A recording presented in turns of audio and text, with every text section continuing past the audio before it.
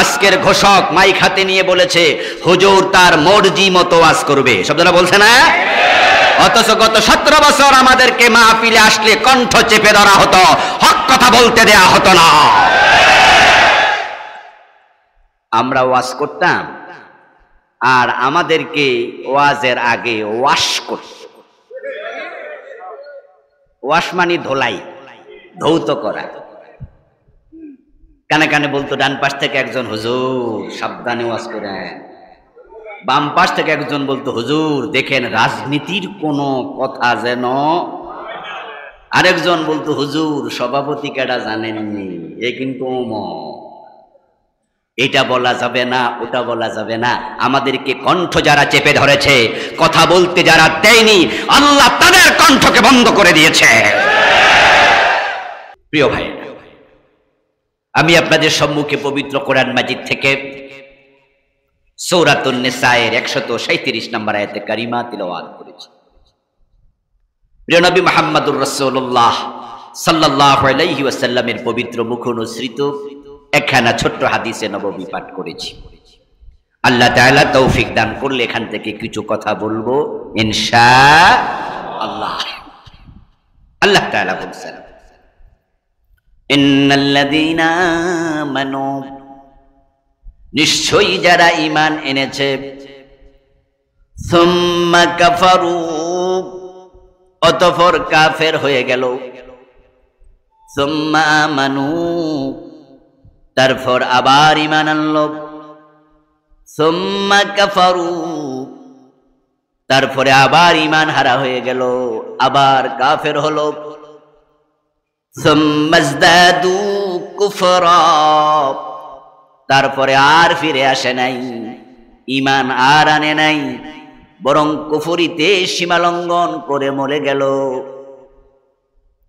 লাম ইয়াকুনিল্লাহু লিয়াগফিরা লাহুম, ঈমানদার ছিল কিন্তু এখন আর ঈমান নাই, ঈমান হারায়া মরে গেল, আল্লাহ তাদেরকে কোনোদিন ক্ষমা করবেন না।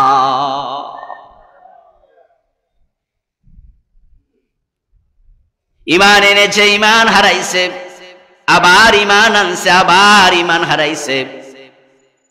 এই আয়াত দিয়ে বোঝা যায় ঈমান আনার পরে এটা বলার সুযোগ নাই যে আমার ঈমান কোনোদিন নষ্ট হবে না, বরং নষ্ট হওয়ার সম্ভাবনা আছে না নাই? যে আয়াতে কারিমা তেলাওয়াত করলাম, এই আয়াত গতকাল নাজিল হয় নাই, গত মাসে নয়, গত বছরও নয়, নাজিল হলো সাহাবাদের যুগে রাসূলুল্লাহর উপরে। এতে বোঝা যায় রাসূলের যুগেও এমন মানুষ ছিল যারা ঈমান এনে ঈমান আবার হারাইছে। রাসূলুল্লাহর হাতে কালেমা পড়ে মুসলমান হলো, তারপরে আবার মুরতাদ হয়ে বেঈমান হয়ে মরে গেল, এমন লোক আছে। ইবনে খাতাল তাদের অন্যতম। প্রিয় নবীজির হাতে কালেমা পড়ল, হিজরত করে মদিনায় গেল, মুমিন এবং মুহাজির। কিন্তু কয়েকদিন পরে পলায়া মক্কায় চলে আসলো। আল্লাহর নবীর বিরুদ্ধে নিজে কবিতা লিখে লিখে মক্কার বাজারে রাসূলকে বদনাম করে বেড়াতো, নাউযুবিল্লাহ। মক্কা বিজয়ের পর রাসূলুল্লাহ সাল্লাল্লাহু আলাইহি ওয়াসাল্লাম ঘোষণা করলেন, লা তাসরিবা আলাইকুমুল ইয়াউম, আজকে কোনো প্রতিশোধ নেব না, আনতুমুত তুলাকা, তোমরা মুক্ত, তোমরা স্বাধীন, তোমরা নির্ভীক চিত্তে হাঁটো, আমি জোর করে মুমিন বানাবো না এবং প্রতিশোধ নেব না, তোমাদেরকে ছেড়ে দিলাম। ইল্লা ফুলানান ওয়া ফুলানান ওয়া ফুলানা, তবে অমুক অমুক অমুক নাম ধরে ধরে বললেন, তাদের কোনো ক্ষমা নাই। হাইসু ওয়াজাদতুমুহুম ফাকতুলুহুম, ওদেরকে যেখানে পাও ও মুসলমান সেখানে হত্যা করো। যাদের ক্ষমা নাই তাদের মাঝে ইবনে খাতালের নামটাও ছিল। ইবনে খাতাল যখন শুনল ঘর থেকে দৌড় মেরে বের হয়ে গেল। সে ভাবলো কোথায় যাই, আমার তো উপায় নাই। যেহেতু সে আগে মুমিন ছিল, সে জানে আল্লাহর ঘর হলো সবচেয়ে নিরাপদ জায়গা, যেখানে মারামারি হানাহানির কোনো অনুমতি, হারামের সীমানায় মানুষ হত্যা করা যাবে না, গাছ কাটা যাবে না, সেখানে শিকার পর্যন্ত নিষেধ, অস্ত্র নিয়ে হাঁটা পর্যন্ত নিষেধ। আল্লাহর বক্তব্য হলো আমা দাখালাহু কানা আমিনা, যে হারামের সীমানায় প্রবেশ করলো সে নিরাপদ হয়ে গেল। এজন্যই এ শহরের নাম বালাদুল আমিন। ইবনে খাতাল বেরিয়ে গেল, কাবার গিলাফ জড়ায়া ধরে বসে থাকলো। সাহাবারা তাকে সেখানে পেল। প্রিয় নবীর কাছে এসে বলল, হুজুর আপনি বলছেন যেখানে পাও সেখানে হত্যা করো, এখন সে কাবার গিলাফের সাথে, এখন কি করি? রাসূলুল্লাহ বললেন, আজকে একদিনের জন্য আল্লাহ কাবার হুরমত তুলে নিয়েছে, আল্লাহর কাবা পাপিষ্ঠকেও আজকে ছাড় দেবে না, তোমরা তাকে সেখানে হত্যা করো। কিয়ামত পর্যন্ত কাবার হুরমত আবার প্রতিস্থাপিত হবে, আজকের জন্য জায়েজ। সাহাবারা তাকে সেখানেই হত্যা করলেন। আল্লাহর নবীর হাতে কালেমা পড়ার পরে যদি কারো ঈমান চলে যেতে পারে, মুরতাদ হয়ে যেতে পারে, আমাদের ঈমানটা কতটা টেকসই? শয়তান আমাদের ঈমানও কেড়ে নেয়ার সম্ভাবনা আছে না নাই? সাবধান, ঈমানের ব্যাপারে সাবধান। রাসূলুল্লাহ সাল্লাল্লাহু আলাইহি ওয়াসাল্লাম বলেছেন, ইয়াতি আলান নাস জামানুন ইয়াজতামিউনা ফিল মাসাজিদি লাইসা ফীহিম মুমিনুন, ইয়াতি আলান নাস জামানুন ইউসবিহুর রাজুলু ফীহা মুমিন ওয়া ইউসবিহু কাফিরা। এমন জামানা আসবে যেই জামানার মানুষগুলো সকাল বেলায় ঈমানওয়ালা থাকবে, সন্ধ্যা বেলায় কাফের হয়ে যাবে। তাকুনু বাইনা সাহতে ফিতান কাকতাইল লাইলিল মুজলিম, কিয়ামতের আগে অবস্থা এমন হবে, সূর্য ডুবে গেলে চারদিক থেকে অন্ধকার যেমন ধেয়ে আসে, কিয়ামতের আগে দুনিয়ার বিভিন্ন জায়গা থেকে ফিতনা বের হবে, ফিতনা দিয়ে আসবে। এক এক ফিতনা এক এক রকম, এক এক ফিতনা একটা জাতিকে বেঈমান বানায়া দেবে। প্রিয় নবীজি বলছেন, ওই ফিতনার যুগের মানুষ সকাল বেলায় মুমিন, সন্ধ্যা বেলায় হবে কাফের। সন্ধ্যা বেলায় ছিল মুমিন, সকাল বেলায় হবে কাফের। কিন্তু লোকগুলো জানবে না। ইয়াজতামিউনা ফিল মাসাজিদ, তারা মসজিদে গিয়ে নামাজ পড়বে জামাতের সাথে, লাইসা ফীহিম মুমিন, অথচ ইমাম মুয়াজ্জিন মুসল্লি একটারও ঈমান থাকবে না।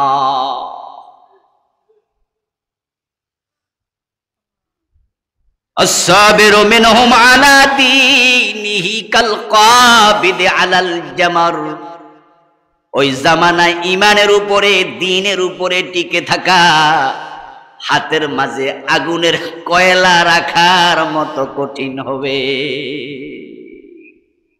ঈমান নিয়ে বেঁচে থাকা খুব টাফ। আর যাদের ঈমান নাই তাদের কোনো টেনশন নাই, কষ্টই নেই, তারা আরামে থাকে। কিয়ামতের আগে মানুষ সকাল বেলায় মুমিন, সন্ধ্যা বেলায় কাফের হবে। এই কথা শুনে আপনারা যদি মনে করেন যে এইটা কিয়ামতের আগে না হইব, এখন তো আর হইব না, তাহলে আপনি ভুল করবেন। কারণ রাসূলুল্লাহ হাদিস বলেছে, এরপরে 1450 বছর চলে গেছে, ওই অন্ধকার জামানা, ফিতনার জামানা। আপনাদের কনসেপ্টটা একটু বলুন তো, আপনাদের কনসেপ্টটা একটু জানি। ওই ফিতনার জামানা আসবে না এসে গেছে? ইয়েস, আমি দেখছি এই হাদিস 100% মিলে গেছে, 100। এমন মসজিদ বাংলাদেশে আছে যে মসজিদের ইমাম কাফের, মুয়াজ্জিন কাফের, মুসল্লি সব কাফের। রাসূলুল্লাহ বলেছেন, ইয়াস্তামিউনা ফিল মাসাজিদি, তারা মসজিদে একত্রিত হবে, নামাজ পড়বে, লাইসা ফীহিম মুমিন, একজন মুমিন থাকবে না। এই জামানা এসে গেছে, রাসূলের হাদিস বাস্তবায়িত হয়েছে। এমন মসজিদ আমি বাংলাদেশেই দেখি একটা দুইটা না, কয়েকশ ইতিমধ্যে হয়ে গেছে, যেগুলোর ইমাম কাফের, মুয়াজ্জিন কাফের, মুসল্লি সব কাফের। এমন মসজিদ যদি দেখতে চান, ঢাকার বকশীবাজারে যান, সেখানে কাদিয়ানীদের মসজিদ আছে না নাই? ইমাম ও কাদিয়ানী, মুয়াজ্জিন ও কাদিয়ানী, মুসল্লি সব কাদিয়ানী, নামাজ পড়ছে 5 ওয়াক্ত। চিৎকার দিয়ে বলুন তো, কাদিয়ানীরা মোমেন না কাফের? কাদিয়ানীদের ইমাম সাহেব কাদিয়ানী, সে কি? মুয়াজ্জিন কাদিয়ানী, সে কি? হ্যাঁ, মুসল্লিরা কাদিয়ানী, সব কাফের। গোলাম আহমদ কাদিয়ানের জন্ম 1835 সালে। এখন চলছে 2024। তাহলে আপনি 1835 2024 যোগ বিয়োগ দিলে দেখেন 200 বছর এখনো হয় না, মানে 190 বছর, বা ধরেন 250 বছর। আচ্ছা, কাদিয়ানী নামে যে একটা জাতি আজকে কাফের, গোলাম আহমদ কাদিয়ানের জন্মের আগে কাদিয়ানী নামে কি কেউ ছিল? তাহলে ফিতনাটা কি পুরাতন না নতুন? একটু বলেন না, কথা বলেন না। তাহলে ফিতনাটা 200 বছরের ফিতনা। 1400 বছরের ইসলামের তুলনায় পুরাতন ফিতনা ছিল। শিয়া পুরাতন ফিতনা,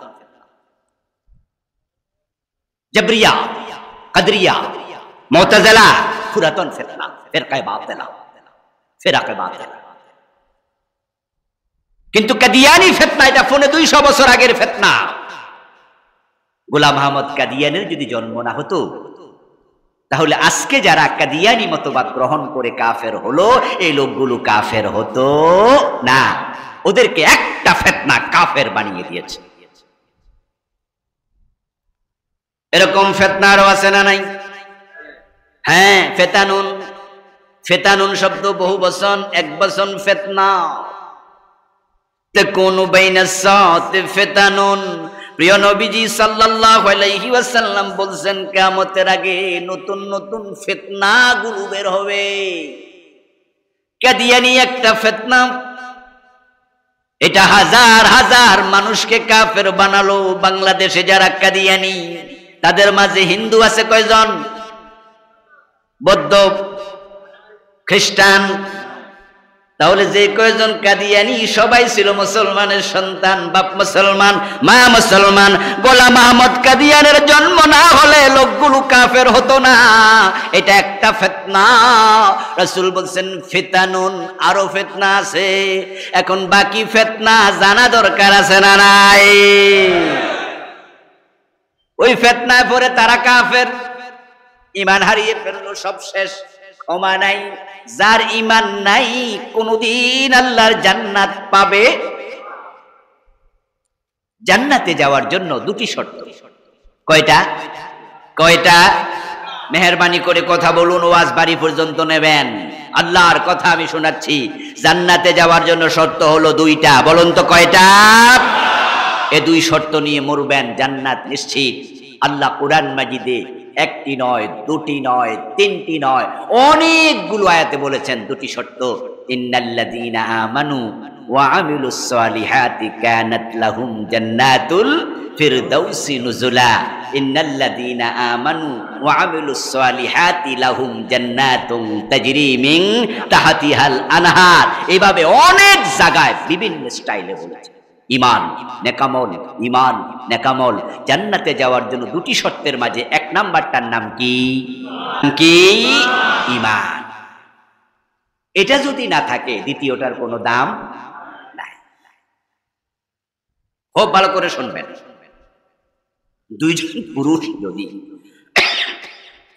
2জন পুরুষ যদি বিবাহের সাক্ষী হিসাবে উপস্থিত থাকে, তাহলে ছেলে এবং মেয়ে যদি ইজাব কবুল বলে, 2জন পুরুষ সাক্ষী উপস্থিত আছে, শুনেছে, শরীয়ত বলে বিবাহ হয়ে বালেগামে ইজাব কবুল করেছে, তাদের পক্ষ থেকে অথবা তারা পুরুষ সাক্ষী 2জন শুনেছে। আচ্ছা, 2জন পুরুষ না থেকে যদি একজনে শোনে, তাহলে বিবাহ অর্ধেক হবে, ঠিক না? আলেম ওলামার কথা বলতে হবে, হবে না বাতিল? হবে না।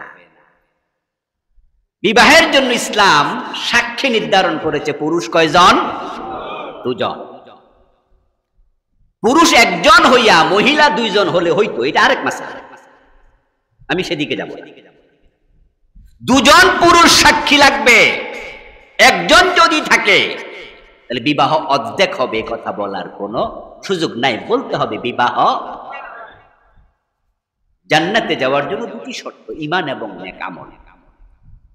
ঈমান থাকলেই তো নেক আমল, দ্বিতীয়টায় যাবেন। ঈমান যদি না থাকে, এক নাম্বারটাই নাই, দ্বিতীয়টা যাওয়ার কোনো সুযোগই তো নাই। তাই জান্নাতে যাবেন, ওই দুইটার একটা বাদ দিয়ে কল্পনা করার সুযোগ। আমার প্রিয় ভাই, এই ঈমানের ধন্যতা বাংলাদেশে সবচেয়ে বেশি। হাজার হাজার ফিতনা এই দেশে ঈমান শেষ করে দিয়েছে। একটা ফিতনা আমাদেরকে জঘন্যভাবে আক্রমণ করেছে, ওই ফিতনার নাম হলো সেকুলারিজম, ধর্ম নিরপেক্ষতাবাদ। আপনারা এখানে কাদিয়ানি নেই, এলাকায় কাদিয়ানি আছে আমি জানি না, সেটা ধরে বললাম, ধরে নিলাম আজকে কোনো কাদিয়ানি নাই। তাহলে কাদিয়ানি মতবাদে পড়ে যারা ঈমান হারা হয়েছে, এখানে তাদের সদস্য নাই। এখন আমরা বাকিদের খবর কি? এখন আমরা নিজের ঈমান আছে কিনা একটু যাচাই বাছাই করতে হবে। কারণ আল্লাহ না করুক, ঈমান ছাড়া যদি মারা যান উপায় নাই। যার ঈমান নাই জান্নাত পাওয়ার কোনো সম্ভাবনা তার নাই। সে নবীর বাবা হইল নাই, নবীর ছেলে হইল নাই। মুসা নবীর বাবা, হযরত ইব্রাহিম আলাইহিস সালামের বাবার নাম আজর। আজর ছিল মূর্তি পূজক, মুশরিক। আজর কি জান্নাত পাবে? পাবে না। নূহ আলাইহিস সালামের ছেলের নাম কেনান। চারজনের মাঝে সে একজন, তিনজন ছিল মুমিন, তারা জান্নাতি, কিন্তু কেনান হলো জাহান্নামী। যখন কেনান পানিতে ডুবে মরছিল, হযরত নূহ তখনও বলছে, ইয়া বুনাইয়া রকাব মানা, ও কলিজার টুকরা, আমার নৌকায় ওঠ, নৌকায় ওঠ, এখানে উঠে যা, ডুবে যাবি তো। কেনান সেদিন বলছে, সাআবি ইলা জাবালিন ইয়াসিমুনি মিনাল মা, আমি ওই পাহাড়ে উঠবো, তোমার নৌকা না, পাহাড় তো আর ডুবে না। সেদিন নূহ নবী বলছেন, লা আসিমাল ইয়াউম, আজকে তোকে পাহাড়ও বাঁচাইতে পারবে না, কেউ পারবে না, আল্লাহ সব ডুবাই দিবে, নৌকায় ওঠ। কেনান জানতো ওই নৌকা উঠতে একটা টিকিট লাগে, ওই টিকিট সে কাটবে না। ওই টিকিটের নাম ছিল লা ইলাহা ইল্লাল্লাহ। উঠতে গেলে তো নূহ নবী বলবো, কালেমাটা কইটাও। আমরা যখন বিমানে উঠি টিকিট লাগে না? ভিআইপি গাড়ি উঠলো টিকিট লাগে, বলে আগে টিকিটটা দেখান। হেল্পার বলবে টিকিট প্লিজ। বিমানবন্দরে গেলেই দেখবেন টিকিট চাইবে, পাসপোর্ট ভিসা চাইবে, এগুলো নিয়ম। নূহ নবী বলবে টিকিট কাট, এটা কেনান জানে, এই জন্য সে বলতেছে তোমার নৌকায় উঠবো না। শেষ পর্যন্ত ডুবে মরে গেল। ডুবার সময় নূহ আলাইহিস সালাম বলছে, হে আমার রব, ইন্নাহু মিন আহলি, আমার ছেলে আমার পরিবারের সদস্য। আল্লাহ ডুবে যাইতেছে পানিতে, বাবা তো সন্তানের প্রতি ভালোবাসা তো আছে। বাবা জানে, মা জানে সন্তান তার হৃদয়ের কতটুকু জায়গা দখল করে থাকে। সন্তানকে মা বাবা এমনও আছে তার নিজের জীবনের চেয়েও বেশি ভালোবাসে। আমার প্রিয় ভাই, নূহ নবীর সাথে কেনান ওঠেনি। আল্লাহ বলে, লাইসা মিন আহলিক, তার সাথে তোমার পরিবারের কোনো সম্পর্ক নাই, সে তোমার কেউ না, তার কথা আর আমার কাছে কিচ্ছু বলবা না। লা তাকফু মা লাইসা লাকা বিহি ইলম, ও নূহ নবী, যা জানো না তা তুমি আর কোনোদিন আমার সাথে কথা বলবা না। নূহ নবী আল্লাহর কাছে সাথে সাথে ক্ষমা চাইছে, ঠিক আছে আর কথা বলবো না তার ব্যাপারে। নবীর ছেলে কেনান জান্নাত পাবে না, ঈমান নাই। ইব্রাহিম আলাইহিস সালাম নবী, বড় নবী, বাবা আজর জান্নাত পাবে না, ঈমান নাই।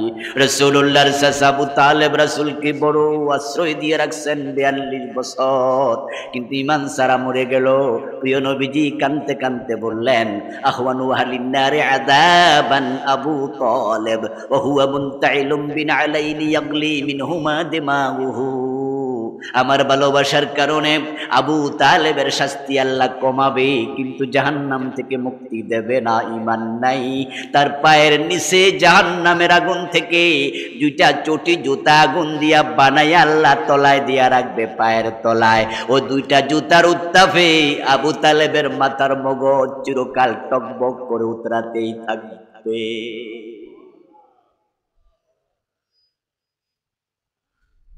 ও প্রিয় ভাই, ঈমান নাই, নবীর ছেলের জান্নাত নাই। ঈমান নাই, নবীর বাবার নাই, নবীর চাচার নাই। আর আপনি আমি নবীর আত্মীয় না, স্বজন না, পরিচয় নাই। জান্নাত পাইতে হলে ঈমান আমল দরকার আছে না নাই? ঈমান আমল যদি থাকে জান্নাত নিশ্চিত। বেলালের দিকে তাকান, ওই হাফসার বেলাল দুনিয়ায় জীবিত থাকতে জান্নাত পেয়ে গেছে।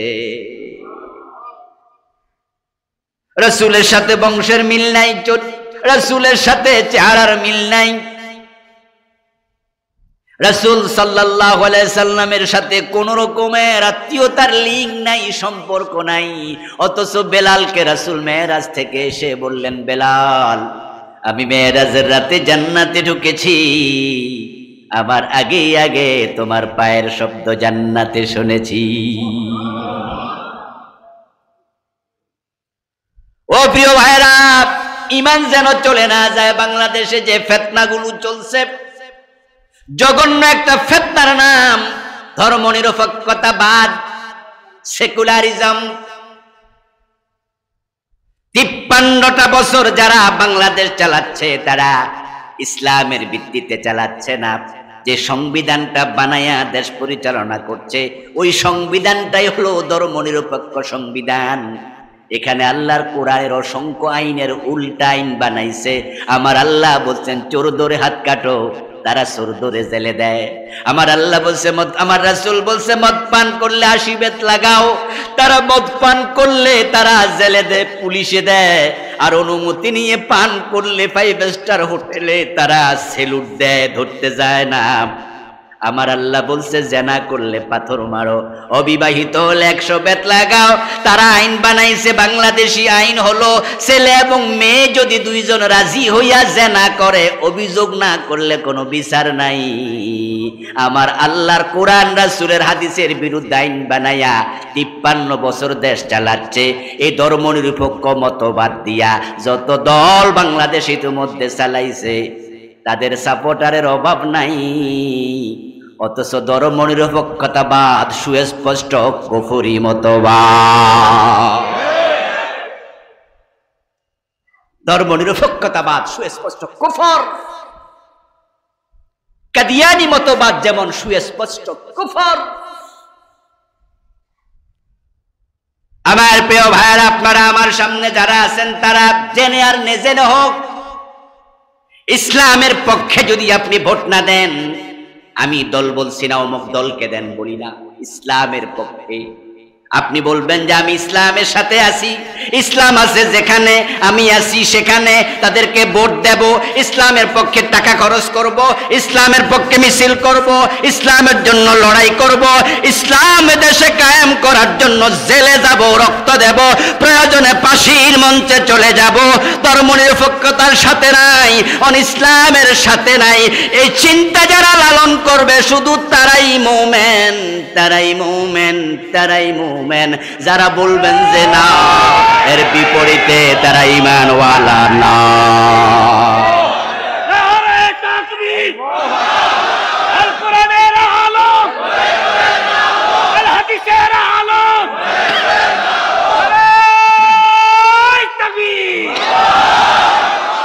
আমার প্রিয় ভাই, ইসলামের পক্ষে থাকবেন, ধর্মনিরপেক্ষতার পক্ষে নয়, এটা কুফরি মতবাদ। ধর্মনিরপেক্ষতার মানে হলো ধর্মহীনতা, বিশাল এক ফিতনা, যেটাই দেশের লাখ না কোটি কোটি মানুষের ঈমান শেষ করে দিয়েছে। আমার প্রিয় ভাই, কান খুলে শুনুন, কান খুলে শুনুন। যারা নিরপেক্ষ হয় তাদের দল থাকে না। খেলা চলছে আর্জেন্টিনা, তার বিপরীতে আছে ধরে নেন বাংলাদেশ অথবা ইন্ডিয়া। এখন ফুটবল খেলায় চা দোকানে বসে যারা খেলা দেখে দেখবেন কিছুক্ষণ পরে পরে টেবিলের মাঝে থাপ্পড় মাইরা কই গোল গোল গোল। আর্জেন্টিনার সাপোর্টার যারা তাদের পক্ষে গোল হলে চিৎকার দেয়। ইন্ডিয়া অথবা বাংলাদেশ তার বিপরীতে খেলছে, তাদের সাপোর্টার যারা গোল হলে চিৎকার দেয়। কিছু লোক ইন্ডিয়াও নাই বাংলাদেশের পক্ষ নাই, তারা হলো নিরপেক্ষ। এমন লোক চা দোকানে 2-4 জন আছে না নাই? এই যে ফুটবল খেলা যায়, তারপরে কি ক্রিকেট খেলা যায়, আমি কোনো পক্ষে মক্কে নাই। এই খেলা কবে আসলো কবে গেল খোঁজও নেই না। এসব ফালতু কাজে সময় দেয় আর কি সময় আছে? ওয়াল্লাযীনা হুম আনিল লাগবি মুরিদুন। আল্লাহ তাআলা সূরাল মুমিনুনের প্রথম 10টি আয়াতে সফল মুমিনের 7টি গুণাবলী বলেছেন এবং 11 নম্বর আয়াতে বলছেন আল্লাযীনা ইয়ারিসুনাল ফিরদাউস। এই গুণ কাদ আফলাহাল মুমিনুন ওয়াল্লাযীনা হুম ফি সালাতিহিম খাশিউন বলতে বলতে বলতে বলতে 11 নম্বর আয়াতে গিয়ে বলছেন এই গুণগুলো যারা অর্জন করবে আমি আল্লাহ ঘোষণা করছি তারা জান্নাতুল ফিরদাউসের মালিক হবে। ওই 7টি গুণের মাঝে একটা গুণ হলো ওয়াল্লাযীনা হুম আনিল লাগবি মুরিদুন, যারা অপ্রয়োজনীয় কাজ থেকে কথা থেকে বিরত থাকে। এই ফুটবল খেলা, এই ক্রিকেট খেলা, আস্তাগফিরুল্লাহ, ফুটবল খেলা নিয়ে জুয়া হয়, ক্রিকেট খেলা নিয়ে জুয়া হয় এবং ক্রিকেট খেলা 2 ঘন্টা 3 ঘন্টা 4 ঘন্টা 5 ঘন্টা এমন খেলাও নাকি আছে যেটা 2 দিন 3 দিন লাগাতার চলে। সময়ের দাম নাই, অথচ সময়ের চেয়ে দামি সম্পদ আছে কি? আল ওয়াক্তু মিনাজ যাহাব, টাইম ইজ গোল্ড। স্বর্ণর মতো দামি হলো সময়। তোমার জীবনের প্রতিটা মুহূর্তের হিসাব আসমানের মালিক তোমার কাছে নেবে, এর আগে তোমাকে হাসরের ময়দানে কদম নাড়তে দেয়া হবে। এসব বাজে খেলা নিয়ে কথা। আচ্ছা, যা বলছিলাম, এখন একদল লোক চা দোকানে টেবিল থাপড়াচ্ছে, আরেক দল টেবিল থাপড়াচ্ছে। এক চাচা বসে আছে, উনি টেবিল মেবিল থাপড়ায় না। তো খেলা শেষ হওয়ার পরে 2-1 খেয়াল করছিল, কি রে আমরা এত উত্তেজিত হলাম মাঝে মাঝে, এ চাচা যে কোনো উত্তেজনা দেখাইল না। চাচারে জিজ্ঞাসা করলো, চাচা ব্যাপারটা কি বলেন তো? আমরা তো আর্জেন্টিনা, এরকম আমরা তো ব্রাজিল, একটু আমি তো ইন্ডিয়া, আমি তো বাংলাদেশ। চাচা আপনার কি খবর? আমি কোনো পক্ষ নাই, আমি হইলাম নিরপেক্ষ। আজকের মাহফিল আপনারা যারা আছেন ধর্মের পক্ষে না নিরপেক্ষ? ধর্মের পক্ষে না নিরপেক্ষ? কোরআন মাজিদ আল্লাহ তাআলা বলেছেন পক্ষ হলো 2টা, লাকুম দীনুকুম ওয়ালিয়া দীন। আমার ধর্ম আছে আমার, তোমার ধর্ম তোমার, মাঝখানে আর কোনো কিছু রাখেন নাই। সুতরাং ধর্ম নিরপেক্ষতা, যদি বলেন আমি ইসলামের পক্ষে না, আপনি নিরপেক্ষ, আপনি কুফরিতে চলে গেছেন, নিজে খবরও রাখেন নাই। এই জন্য আমরা বলি ধর্ম নিরপেক্ষতা সুস্পষ্ট কুফর। এখন এই কুফর থেকে বাঁচতে হলে কি করতে হবে? এই কুফর থেকে বাঁচতে হলে আপনাকে ইসলামের পক্ষে আসতে হবে, কোরআনের পক্ষে আসতে হবে। আবার বন্ধু আপনি মনে মনে বলবেন, তাহলে আমরা যারা কোরআনের পক্ষে এতদিন ছিলাম না, আমরা বুঝি কাফের হয়ে গেছি? আমি বলবো অবশ্যই হয়েছেন। শুধু হয়েছেন বলিনি, হয়ে গেছেন অবশ্যই বলেছি। সাবধান মুসলমান, কারণ আপনার রব আপনাকে গোলাম বানায়া পাঠাইছে। আপনাকে বলেছে রাসূলুল্লাহ মুমিন কাল জামালিল আনিফ হাইসুমা কিদা ইনকাত। তুমি যখন কালেমা পড়ে ফেলেছ তখন তুমি হয়ে গেলা সেই ওটের মতো, যে ওটের নাকের ভিতরে রশি ঢুকিয়ে দেওয়া হয়েছে। এখন মালিক টানে যেদিকে, কদম দিবা সেদিকে। কালেমা পড়ার পরে আল্লাহর কোরআন রাসূলের হাদিসের বাহিরে থাকার কোনো অধিকার তোমার আর নেই। আরেকটি আয়াত বললে একটু খুব বুঝবেন ভালো করে। আল্লাহ বলছেন কি দেখেন, আরো ক্লিয়ার, মা কানা লিমুমিনিন ওয়ালা মুমিনাতিন ইযা কাদাল্লাহু ওয়া রাসূলুহু আমরান আইয়াকুনা লাহুমুল খিয়ারাতু মিন আমরিহিম। আল্লাহ বলছেন কোন মুমিন নারী এবং পুরুষ যখন কালেমা পড়ে ফেলবে তখন থেকে আল্লাহ এবং রাসূল যা বলে তা মানতে এতটাই বাধ্য, মানব কি মানব না এই চিন্তা করার অধিকারও তার আর নেই।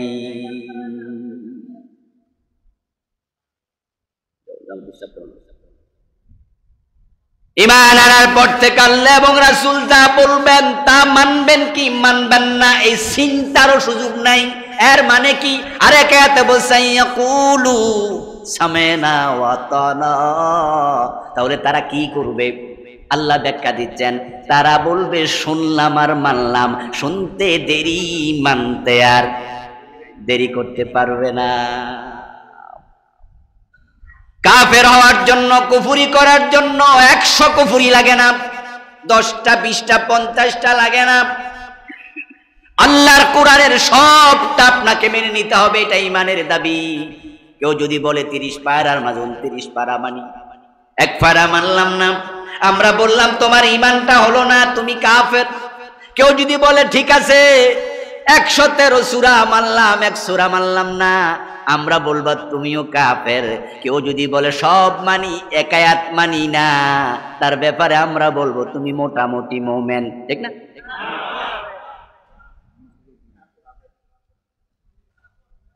ও প্রিয় ভাই, রাসূল বলছে ফিতনা আসবে, মানুষ কাফের হবে। এখন ধর্মনিরপেক্ষ সংবিধান বাংলাদেশের লোকদেরকে 1 2 3 4 5 6 10 20 50 100 জায়গায় কুফরি করায় নাই, এ 53 বছরে কুফরি করাইছে শত শত জায়গায়, শত শত। আমাদের সংবিধানে আইন হচ্ছে দেশের মালিক জনগণ, সাবরেনটি জনগণের, দেশের মালিক জনগণ। অথচ আল্লাহ কোরআনে 1টা 2টা নয়, অসংখ্য আয়াত আল্লাহ বলছেন আকাশ এবং জমিনের মালিক কে? আল্লাহ। লিল্লাহি মা ফিস সামাওয়াতি ওয়া মা ফিল আরদ ওয়া লাহু মান ফিস সামাওয়াতি ওয়া মান ফিল আরদ লিল্লাহি মিরাসুস সামাওয়াতি ওয়াল আরদ। 1টা 2টা না। কুলিল্লাহুম্মা মালিকাল মুলক তুতিল মুলকা মান তাশা বিয়াদিহিল মুলক বিয়াদিহিল মুলক লব্বাইক আল্লাহুম্মা লব্বাইক লব্বাইক লা শারীকা লাক লব্বাইক ইন্নাল হামদা ওয়ান নি'মাতা লাকা ওয়াল মুলক। রাজত্ব তোমার। আল্লাহ কোরআনে বলতেছে আকাশ জমিন আমার, এই জমিনের মালিক আমি। আর আমার সংবিধানে লেখা হয়েছে দেশের মালিক। এজন্য সেই স্লোগান আমাদের নেতারা মাইক হাতে নিয়ে বলে জনগণ সকল ক্ষমতার উৎস। আপনাকে কাফের বানিয়েছে। আমার আল্লাহ তাআলা বলেন আস-সারিকু ওয়াস-সারিকাতু ফাকতাউ আইদিয়াহুমা, পুরুষ হোক আর নারী হোক যদি চুরি করে তার হাতটা কেটে ফেলো। রাসূলুল্লাহ সাল্লাল্লাহু আলাইহি ওয়াসাল্লাম বললেন আমার মেয়ে ফাতেমা যদি চুরি করে আমি ফাতেমার হাতটাও কেটে দেব। অথচ আমাদের সংবিধানের আলোকে 53 বছর বাংলাদেশ চলছে, আওয়াজ করে বলতে হবে চোর ধরে হাত কাটা হয়েছে নাকি? কারণ সেটার আইনই আইন বানাইছে চোর ধরে জেলে দাও। অথচ আল্লাহ বলল চোর ধরে হাত কেটে দাও। আমার রাসূল বললেন আমার মেয়ে ফাতেমা চুরি করলে তাকেও ছাড়া যাবে না। আল্লাহর আইনের বাইরে আমি নবী মুহাম্মদ যাব, সে অধিকার আমার কুল ইনাত্তাবিউ ইল্লা মা ইউহা ইলাইয়া, ও নবী আপনি বলে দিন আমার কাছে যে ওহী নাজিল হয় এটা মানতে আমি নবী মুহাম্মদ বাধ্য।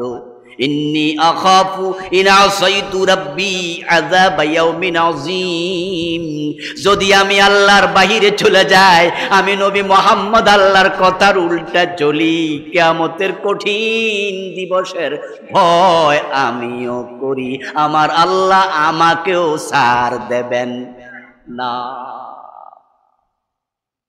প্রিয় নবী বলছেন যে আমার মেয়ে ফাতেমারে আমি ছাড় দেব না, হাত কেটে ফেলবে, এটা আল্লাহর অর্ডার। আপনারা 53টা বছরে আল্লাহর এই অর্ডারটা একদিনও মানলেন না তো মানলেন না, উল্টা আইন বানায়া, সংবিধান বানায়া ছাপাইয়া দিছেন। সেখানে আইন বানাইছেন ফৌজদারি বিধানে, চোর ধরে হাত কাটো না, জেলে দাও।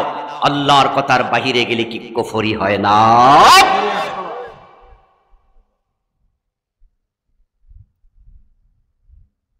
কাদিয়ানী সম্প্রদায় কেন কাফের হলো? তারা তো নামাজ পড়ে, রোজা রাখে, হজ করে, যাকাত দেয়। তারা কাফের হওয়ার কারণ পবিত্র কোরআন মাজিদের একটা মেসেজ তারা অস্বীকার করে। ওই মেসেজটা হলো খাতামান নবিয়্যিন, নবী মুহাম্মদ শেষ নবী। এখানে খা আলিফ তাম মিম 4টা অক্ষর তারা অস্বীকার করলো। রাসূলকে শেষ নবী মানলো না। তারা বলে গোলাম আহমদ কাদিয়ান সেও নাকি নবী, নাউজুবিল্লাহ।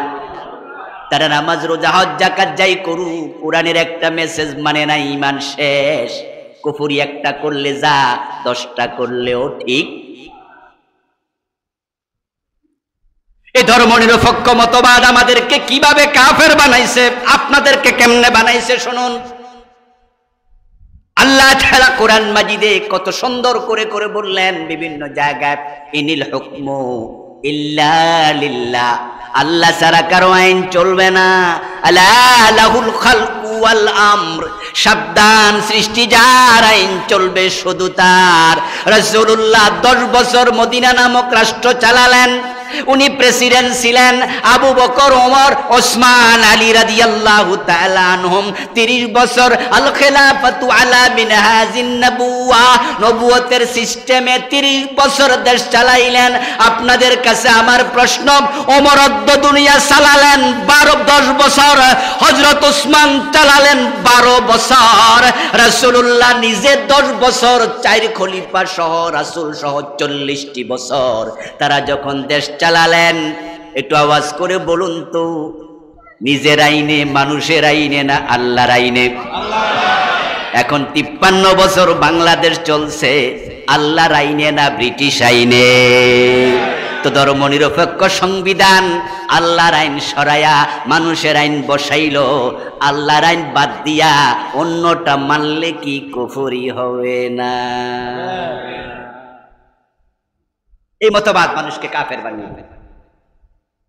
আলহামদুলিল্লাহ, এবার আল্লাহ আমাদের সুযোগ দিচ্ছে। আল্লাহর দেয়া সুযোগ কাজে লাগাতে হবে। দেশের বয়স 53 বছর চলছে। 72-তে সংবিধান লেখা হলো। সংবিধান লেখার পর থেকে আজ পর্যন্ত যতগুলো গভর্নমেন্ট এসেছে, সরকার এসেছে, এই সংবিধানকে পরিপূর্ণ পরিবর্তন করার সাহস কোন সরকার দেখাতে পারেনি, সম্ভব হয়নি। বরং কিছু ধারা, কিছু উপধারা তারা পরিবর্তন করেছে তাদের নিজের প্রয়োজনে। কেউ পুরাটা পরিবর্তন করার সাহস করেনি, সুযোগ ছিল না। কিন্তু 5ই আগস্টের বিপ্লবের পরে এমন অবারিত সুযোগ আল্লাহ বাংলার মানুষকে দিয়েছে। নতুন সরকার, অন্তর্বর্তীকালীন সরকার যদি চায়, বাংলার মানুষ যদি বাধ্য করতে পারে, নতুন করে সংবিধান লেখারও সুযোগ আছে না নাই?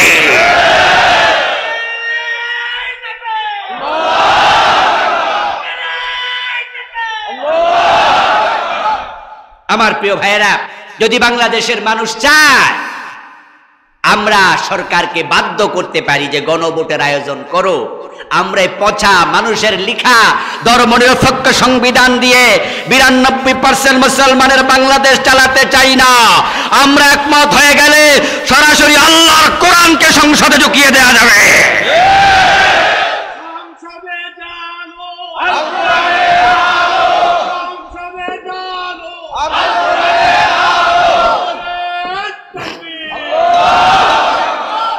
আল্লাহর দেয়া সুযোগটা কাজে লাগানো দরকার আছে না নাই? আপনার বাবা আপনাকে বলেছে আমার জন্য একটি লুঙ্গি কিনে আনো। আপনি বাজারে গেলেন, গিয়ে একটা শাড়ি কিনে নিয়ে আসলেন। বাড়িতে আসার পরে আপনার বাবা আপনারে জিজ্ঞাসা করলো, কিরে বাজান, এটা দিয়ে আমি করবো কি? তখন আপনি বললেন যে বাবা, বাজারে গিয়ে দেখি লুঙ্গি দোকান 5-7টা, তো কোনটাতে কিনি, এজন্য রাগ করে একটা শাড়ি কিনে আনছি। আপনার বাবা সহ যারাই শুনবে তারা বলবে ব্যাককল, দোকান 5টা হোক 7টা হোক, এতে তোর তো সুবিধা আরো বেশি ছিল। 10 দোকানে যাচাই কইরা তুই কিনতে পারতি, একটু কম দামেও কিনতে পারতি, সুবিধা মতো কিনতে পারতি, কালার টালার দেইকা তুই মন মতো কিনতে পারতি। দোকান বেশি দেইকা তুই শাড়ি কিনতে গেলি কেন? ব্যাককল। আমাদের দেশে ধর্মনিরপেক্ষ সংবিধান থেকে ঈমান তোলে, বিশ্বাস তোলে, কোরআনের উপরে স্থাপন করে মুমিন হয়ে মরার সুযোগ করে দিয়েছে। ইসলামী দলগুলো, যত ইসলামী দল আছে সবাই কোরআনের পক্ষে। ঈমান নিয়ে মরতে হলে যেই কোনো ইসলামী দলে ঢুকে দাও, ইসলামী দল বেশি এই অভিযোগ করে কুফরি দলে যোগ দেওয়া যাবে না।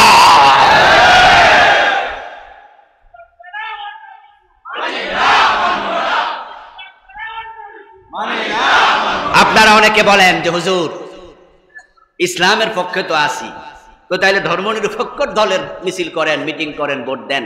তো হুজুর আপনারাই তো দলের অভাব নাই, কোনটা দিব? এমন কথা বলার লোক আছে না নাই?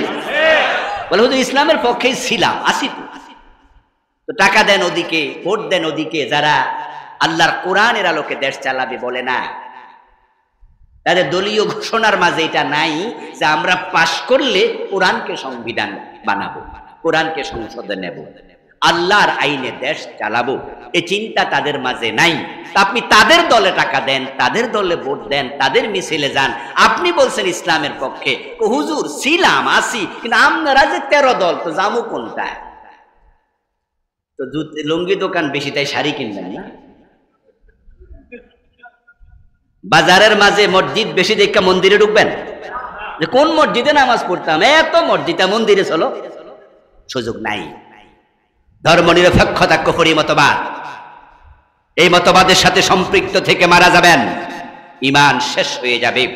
প্রিয় ভাইয়েরা, ঈমান আছে, ঈমান নাও থাকতে পারে, ঈমান যে কোনো সময় চলে যেতে পারে। এর কারণটা কি জানেন? কারণ হচ্ছে ঈমানের চেয়ে দামি কোনো জিনিস পৃথিবীতে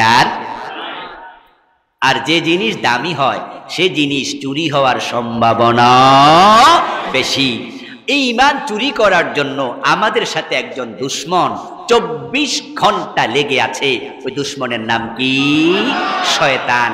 ইন্নাহু লাকুম আদুব্বুম মুবিন। قال النبي صلى الله عليه وسلم الشيطان جاثم على قلب بني آدم। প্রিয় নবীজি বলছেন, শয়তান মানুষের কলবের মাঝে ঘাপটি মেরে বসে থাকে। কোন জায়গায় বসে? এটা আওয়াজ করে বলুন, কোথায়? কলবে বসে। কেন? কারণ ঈমান থাকে কোথায়? কলবে। মাল যে বাড়িতে আছে, ডাকাত সে বাড়িতে যায়, এটাই নিয়ম। যার কাছে মোবাইল আছে, মানি ব্যাগ আছে, পকেট মার, তার কাছে যাওয়ার সম্ভাবনাই। ঈমান আছে কলবে, শয়তান কলবের পাশে থাকে এবং সে সারাক্ষণ ঈমান চুরি করার জন্য অপেক্ষা করে, কখন চান্স পাই ঈমানটা নিয়ে যায়। এক এক জায়গায় এক এক ফিতনা তুলে দেবে। আমরা দেখেছি এই যে গত বছর নতুন এক ফিতনা আসছিল, ওই ফিতনার নাম LGBT শরীফ শরীফার গল্পের নামে। ছেলে মেয়ে হতে পারবে, মেয়ে ছেলে হতে পারবে, এমন গল্পের খবর আপনাদের কাছে পৌঁছেছে কিনা? এমন এক ফিতনায় ফিতনা তামাম দুনিয়ায় কোটি কোটি মানুষকে বেঈমান বানিয়ে ফেলেছে। বাংলাদেশে এটা আসছিল গত বছর, এর আগে আমরা জানতাম না। এবারে আগস্ট বিপ্লবে আমাদের শেফা ভাই বলছিল, আমি টার্কি থেকে আমেরিকায় গেলাম, 5 তারিখে আমার ফ্লাইট ছিল। আমেরিকাতে এক জায়গায় একটি প্রোগ্রাম করার জন্য গিয়েছি। অনেকগুলো প্রোগ্রাম করেছি আলহামদুলিল্লাহ। এক প্রোগ্রামে বাংলাদেশি কিছু ভাই যারা ওখানে পিএইচডি করছে, কেউ পিএইচডি করে ফেলেছে, কেউ ইউনিভার্সিটির প্রফেসর, 15-20 জন এক জায়গায় বসলাম, সবাই হায়ার এডুকেটেড। একজন বলল তার বিশ্ববিদ্যালয়ে তিনি শিক্ষক, যে সাবজেক্টে পড়ান ওনার সিলেবাসে LGBTQ কে ঢুকানো আছে, উনি নিজে সেটা পড়ান। আমি বললাম, বলেন কি? বলে কিচ্ছু করার নাই, সিলেবাসের অন্তর্ভুক্ত, আমি পড়াতে বাধ্য। পড়াতে গিয়ে আমি জিজ্ঞাসা করলাম, এলজিবিটি কিউ তোমরা কে কে আছো যারা এটা ধারণ করো? আমার স্টুডেন্ট সে ক্লাসে যে কয়জন ছিল, 3 জন দাঁড়ালো। 3 জন দাঁড়ালো, 3 জন অলরেডি এই মতবাদ গ্রহণ করেছে। এই মতবাদটা কি? মতবাদটা হলো আল্লাহ মানুষকে পুরুষ এবং নারী হিসাবে সৃষ্টি করেন না। দেহ আসল কোনো ব্যাপার না, আসল ব্যাপার হলো মন। তাই কোনো নারী যদি মানসিকভাবে মনগতভাবে তাকে মেয়ে মনে না করে, সে মনে করে সে ছেলে, সমাজ তাকে ছেলের স্বীকৃতি দিতে হবে। কোন ছেলে দাড়ি আছে, টুপি আছে, হ্যাঁ, একবারে হুজুরের মতো পাঞ্জাবি গায়ে দিয়ে আপনার মতো আমার মতো দাড়ি রাইখাও যদি বলে আমি নিজেকে ছেলে মনে করি না, তাহলে সমাজ তাকে মেয়ে স্বীকৃতি দিতে বাধ্য। এই মতবাদ ঢুকাইয়া সিলেবাসে ঢুকাইছে আমেরিকা সহ পৃথিবীর অনেক দেশে। এটা অলরেডি চালু। বাংলাদেশে এটা ডিরেক্ট ঢুকানোর সাহস করে নাই, কারণ এই মতবাদ এইভাবে যদি পড়ায় তাহলে বাংলাদেশের লোকেরা সরকারের বিরুদ্ধে লাঠি লইয়া নামে। এজন্য বাংলাদেশে ঢুকাইছে শরীফ শরীফার গল্পের নামে। আমার প্রিয় ভাইয়েরা, শরীফ যদি নিজেকে শরীফা মনে করে, শরীফা যদি নিজেকে শরীফ মনে করে, তাহলে এটা নাকি কোনো অসুবিধা নাই। অথচ আপনারাই বলুন তো, পুরুষ মহিলা দুটা ভাগ করেছেন কে? আল্লাহ। ওয়াবাসসা মিনহুমা রিজালান কাসীরান ওয়া নিসা। যে আল্লাহ তাআলা বলছেন আমি আদম হাওয়া থেকে অগণিত রিজাল, অগণিত পুরুষ, ওয়া নিসা, অগণিত নারী আমি বানাইছি। ইয়াহাবু লিমান ইয়াশাউ ইনাসা ওয়া ইয়াহাবু লিমান ইয়াশাউ যুকুরা। তিনি যাকে চান ছেলে দেন, তিনি যাকে চান মেয়ে দেন। ছেলে এবং মেয়ে আলাদা করেছেন কে? আল্লাহ। আচ্ছা, সিলেবাসে যেটা ঢুকাইছে নারী পুরুষ বলতে আসলে কিছু নাই, এটা হচ্ছে মানুষের মনের ব্যাপার। এই কথাগুলো কি আল্লাহর কোরআনের এই আয়াতের পক্ষে না বিপক্ষে? কোরআনের বিপক্ষে গেলে ঈমান থাকে না যায়। এটা আরেকটা মতবাদ। কত ভাবে যে ঈমান চলে যাবে মানুষ কল্পনা করতে পারবে না। এর আগের বছর ঢুকাইছিল বান্দরের কাহিনী, মনে আছে না নাই? যে মানুষ নাকি বানর থেকে এসেছিল। আরেকটা মতবাদ, এই মতবাদের আবিষ্কর্তা ছিল একজন নাস্তিক, তার নাম ছিল মিস্টার ডারউইন। ডারউইন নাকি গবেষণা করে দেখেছে মানুষের পূর্বপুরুষ বানর ছিল। মানুষের সাথে বানরের একটা সম্পর্ক আছে, শুরুতে মিল আছে।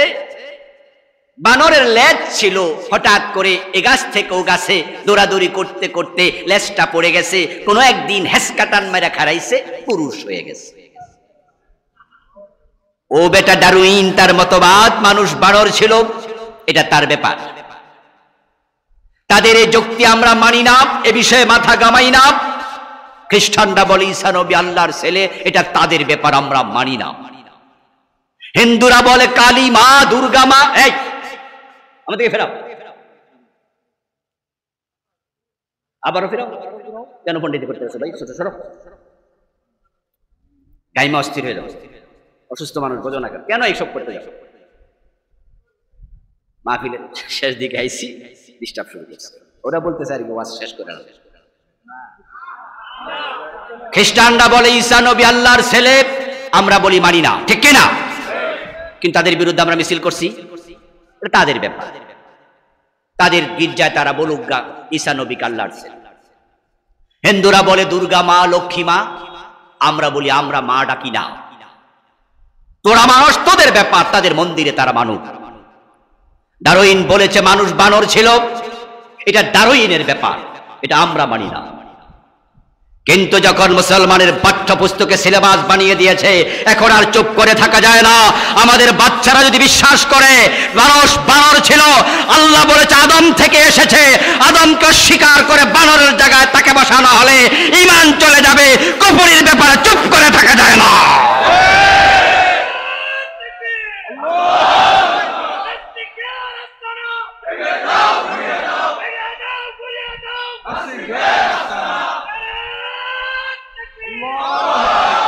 আলহামদুলিল্লাহ। প্রিয় ভাইয়েরা, আমি আপনাদেরকে যে কথা বুঝাতে চাচ্ছি, ফিতনা কি একটা না বেশি? এক একটার এক এক নাম। এমন ফিতনা যেটা 2 বছর আগেও আমরা এই যে শরীফ শরীফা এলজিবিটি কিউ কি নাম রে বাবা, বুঝলা যায়। আচ্ছা, এটা তো গতবার না ঢুকাইলে, এটা যে আমেরিকাতে, ফ্রান্সে, জার্মানিতে, রাশিয়াতে অলরেডি চালু হয়েছে, সমকামিতাকে পৃথিবীর প্রায় 85টি রাষ্ট্রে অলরেডি রাষ্ট্রীয়ভাবে স্বীকৃতি দিয়েছে। ছেলে ছেলেকে বিয়ে করে, মেয়ে মেয়েকে বিয়ে করে, এলজিবিটি কিউ রে জাল। 2 বছর আগে আমরা জানতামই না। নতুন ফিতনা। এইভাবে কিয়ামতের আগে ফিতনা আসবে, ফিতনায় মানুষ ঈমান হারাবে। এখন আপনারা বলুন তো, এখন ঈমান নিয়ে বাঁচতে চাইলে ফিতনা থেকে সতর্ক হওয়া দরকার আছে না নাই? আলহামদুলিল্লাহ।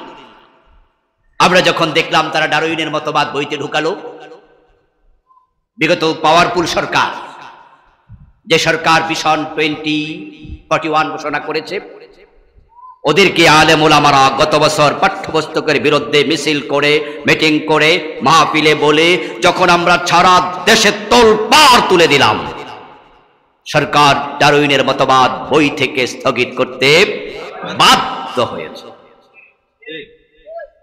তৎকালীন শিক্ষামন্ত্রী ডক্টর দীপু মনি কয়েকজনকে নিয়ে একটি কমিটি বানালেন। ওই কমিটি রিপোর্ট দিল যে হ্যাঁ, এই মতবাদ বইতে ঢুকছে। তাদের রিপোর্টের পরে সরকার শিক্ষা মন্ত্রণালয় থেকে সার্কুলার করেছে, পাঠ্যপুস্তকের অমুক ক্লাসের বইয়ের অমুক অংশ আর পড়ানো যাবে না, স্থগিত। আল্লাহ জাতির বাচ্চাগুলোকে ক্লাস 6 বা 7-এ দিয়েছিল, সম্ভবত ক্লাস 7-এ, এই বাচ্চাগুলোকে আল্লাহ তাআলা কাফের হওয়া থেকে হেফাজত করেছে। ঠিক না? দেখেন ষড়যন্ত্র, দেখেন কুফরি উত্থান, দেখেন। আমি হিসাব করে দেখলাম, এটা ক্লাস 7-এ বা 6-এ দিল কেন, এই ক্লাসে দিল কেন? কারণ ইন্টারমিডিয়েটে দিলে পোলাপানকে যদি ক্লাসে টিচার পড়াইতো, যে মানুষ আগে বান্দরা ছিল, ক্লাসের পোলাপান কইতো আমনে ছিলেন, আপনার দাদা ছিল, আমনে 14 গোষ্ঠী ছিল, আমরা না। ঠিক না? পোলাপান তো বড় হয়ে গেছে। তাই ইন্টারমিডিয়েট লেভেলে গিয়ে এগুলো পড়াইলে পোলাপান মানবে না, খাবে না, এ বস্তা পচা থিওরি মানবে না। আবার ক্লাস 3-তে 2-তে যদি দিত যে মানুষ এক সময় বান্দর ছিল, ক্লাস 1-2 ফলাফল করতো, মানুষ কি বান্দর টান্দর কি আসলে এটা হেইরা ছিল, আমরা বুঝি না। কিন্তু এমন জায়গায় দিছে যারা প্রতিবাদও করে না, আবার অবুঝো না। 6-7 এই ক্লাসটাতে বুঝাইতে পারলে হয়তো বিশ্বাসও করতে পারে। আর যদি এটা সিলেবাসে থেকে যেত, আমাদের মুসলমানের সন্তানগুলো ক্লাস 7-এ বেঈমান হয়ে যেত। আমরা থামিয়ে দিয়েছি। এইবার যখন শরীফ শরীফার গল্প ঢুকালো, আলহামদুলিল্লাহ, আবার আলেম ওলামারা কথা বলা আমরা শুরু করলাম। আরেক ফিতনা। সরকার বাধ্য হয়েছিল আমাদের ইসলামী আরবি বিশ্ববিদ্যালয়ের ভিসি সাবেক ডক্টর রশিদ স্যার এবং কয়েকজনের একটি কমিটি করে দিল এবং দিয়ে বলল যে হ্যাঁ, এটার ব্যাপার দেখুন। এটা নিয়ে সরকারের সুস্পষ্ট সার্কুলার আমরা এখনো পাইনি, তবে বিষয়ে কথাবার্তা নাকি এমন হয়েছে যে আগামী বছর যখন পাঠ্যপুস্তক ছাপানো হবে, এটাকে রাখা হবে না, এমন একটি নীতিগত সিদ্ধান্ত আমাদের কাছে এসেছে, গোপনীয়, এবং সেটা আপনার আনঅফিসিয়াল। তাই আমরা আলেম ওলামার অপেক্ষা করছিলাম, কিন্তু আল্লাহ আমাদেরকে এবার অগ্রিম সুযোগ করে দিয়েছে। এমন পাঠ্যপুস্তক কমিটি তৈরি হতে পারে যারা সরাসরি প্রাইমারি, হাই স্কুল, কলেজ সহ আমরা যদি দাবি জানাই, বাংলার প্রতিটি শিক্ষা প্রতিষ্ঠানে সরাসরি কোরআন হাদিসকে সিলেবাসে ঢুকিয়ে দিতে হবে। সে সুযোগ আছে না নাই? আল্লাহর দেওয়া সুযোগকে আবার কাজে লাগাতে হবে।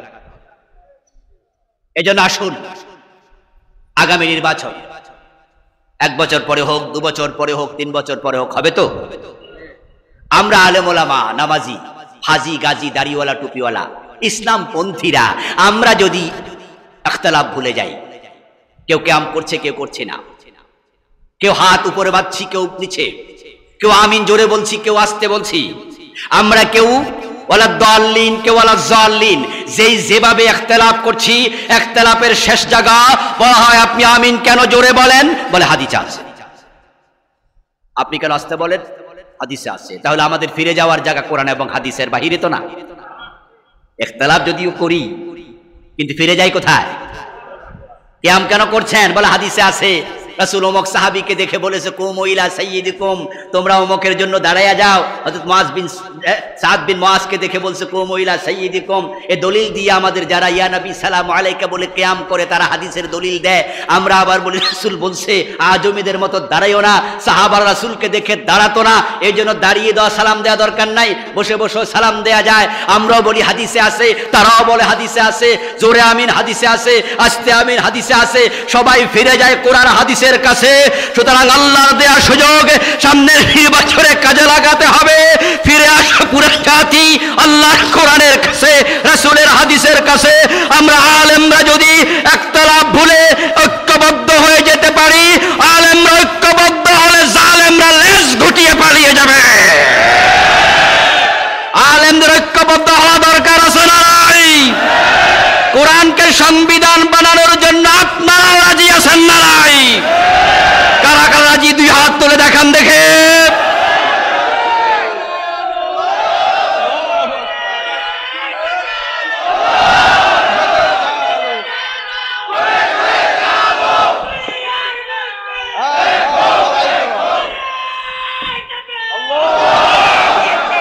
আল্লাহ তাআলা আমাদের সকলকে ঈমান নিয়ে মরার তৌফিক দান করুন, আমল করতে করতে জীবন চালানোর তৌফিক দান করুন। ঈমান ভেঙে যায় এমন কারণ আছে মোট 10টি। এ নিয়ে আমি আলাদা একটি বই লিখেছি। আমার লেখা আলহামদুলিল্লাহ বই সংখ্যা এখন 7টা। আমার বইগুলো আমার গাড়িতে ড্রাইভারের কাছে আছে। এখানে একটি বই আছে ঈমান, কুফর ও নিফাক। ঈমান ভাঙার 10টি কারণ আমি কোরআন সুন্নাহ থেকে বইতে তুলে ধরেছি। অনেক রাইটারের বই আছে ঈমান নিয়ে, আপনারা পড়বেন, জানবেন। ঈমান যেন চুরি করতে শয়তান না পারে, সতর্ক থাকবেন। আল্লাহ তৌফিক দান করুন, বলি আমিন। হাদা মা ইনদি ওয়াল ইলমু